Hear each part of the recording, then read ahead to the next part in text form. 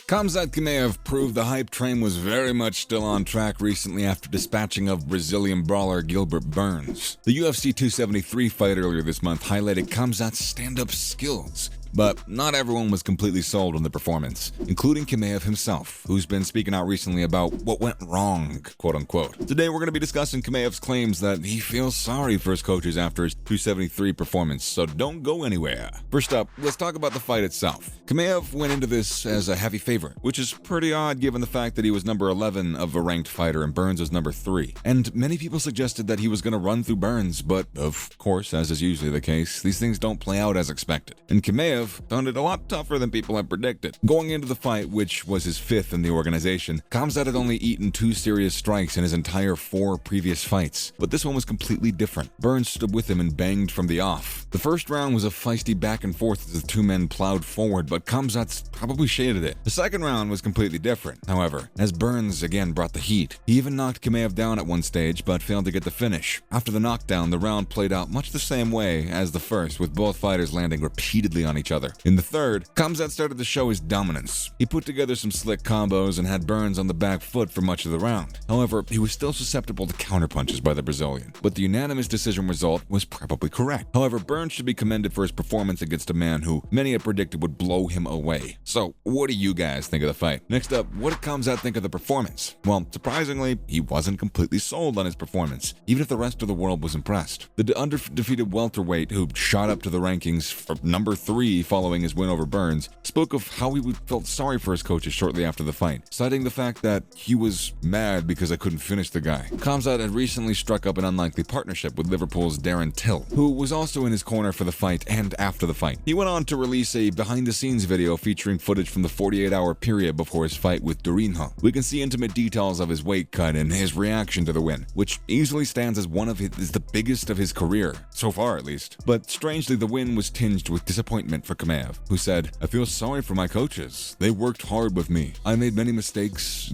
Go back and watch my fight, like I always do. I will work hard, more energy. I need to be everywhere. Black belt, striking, ground and pound, wrestling, grappling, whatever, everything. I will fix everything now. One way I'm happy, and one way I'm mad." I mean, if he's mad at that performance, we really don't want to see what he does when he's happy, right? He went on to reveal that you need to bring intelligence to the octagon and implement your strategy to get the W. What did you guys make of Chimaev's words? And what did his coaches think about his performance? Khamzat's coach, Andreas Michael, appeared on Ariel Helwani's MMA Hour earlier this week and claimed that even though his fighter won, he wasn't happy at the way that he went about it, saying, "I got very upset and I just told him, listen, we've been working on this for like 10 weeks. Stop jeopardizing this because you want to show everyone you're the man. Understand? You are the man. But keep it simple. Keep your jab going. Keep it to what we've been working on. And at the end of the day, we say nobody's gonna love." Well, I'm not saying nobody, but people love a winner. So just win the fight. I mean, it's easier said than done, though, to just tell somebody, "Oh yeah, win the fight." But when you're dealing with someone like Chimaev, hey, I guess it probably applies, right? And Andreas hinted at the idea that he wasn't interested in seeing any highlight reel KOs, as nobody particularly remembers the method of victory unless it's a real showstopper. He went on to suggest that just look at Sherdog and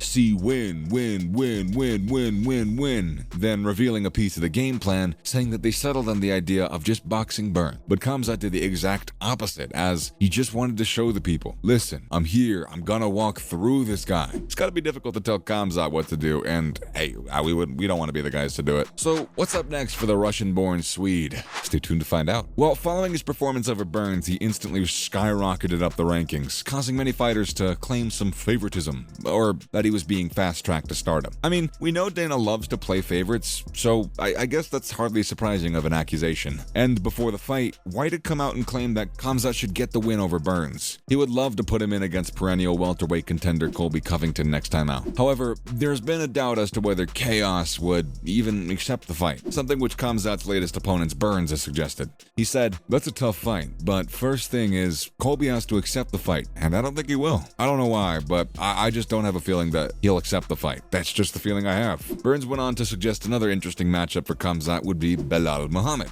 who's on an absolute tear at the moment and is undefeated in his last 8 outings. Belal would be a nightmare for most people in the division, and it would surely be interesting to see if he could utilize his wrestling against Khamzat. But there are also reports which suggest that Dana is contemplating throwing him against Usman for the title, something that surely won't happen given the fact that Leon Edwards is still next in line. What do you guys think? Who should Khamzat fight next? Welterweight legend Georges St. Pierre has stopped by with a piece of advice for Khamzat next. Many people's GOAT, GSP, has suggested that you need wars like the one Khamzat was recently in against Burns to learn and grow. He suggested that the fight will serve it as an important purpose in the future, and it's going to be a valuable lesson for him. Burns absorbed over 100 significant strikes in his fight against Burns, much more than in his first 4 UFC fights combined. And it is that experience that the Canadian legend pointed to recently, claiming it was a great fight for him. And GSP, who lost his title in a shock defeat to Matt Serra back in 2007, went on to say he needed this because he went through everybody a little bit like butter. You need some adversity sometimes, and in the adversity, you get better, you improve. So I think it was a good fight for him. Of course, the former champ conceded that it wasn't a good idea to get hit in the head continually, and even suggested that the Chechen didn't fight the smartest fight. I mean, that's a pretty solid observation, but there's only so much that a coach can do if their fighter refuses to listen to the game plan. And GSP went on to say that you need to prepare to game plan. You need to become the perfect nemesis for your opponent. You can't just go out there to trade blows with somebody. Chimaev will do well to take GSP's words on board, so it'll be interesting to see where he goes. And finally, Kyle Sonnen has weighed in on what's going to happen next, so just stay with us. Not much goes on down in the UFC without Kyle Sonnen having his say in it, and the Khamzat situation ain't no different. After his fight of the night against Burns, Sonnen spoke about a potential fight with Colby, saying that he doesn't think that they're ever going to go down that route. White had claimed that he wanted Khamzat to take on Covington if he got past Burns, but Kyle recently said, Dana just said, this is the direction we're going. It was meant to be a compliment to Colby. Dana was trying to say, Covington, who's a star, I'm going to take my star and I'm going to put him in the main event. Whoever wins between Burns and Chimaev is going to feed into that main event. It was meant to be something very sweet for Colby. We're not sure about this one. We think it's probably supposed to serve as more of a barometer as to where Khamzat is in his development. So what do you guys think of Sonnen's words? As always, thanks for stopping by today, and remember to join us next time for some more fun and games. And also, why not do us a solid by liking, sharing, subscribing to our channel so you don't miss out on any more great stuff we pump out for you guys. Later.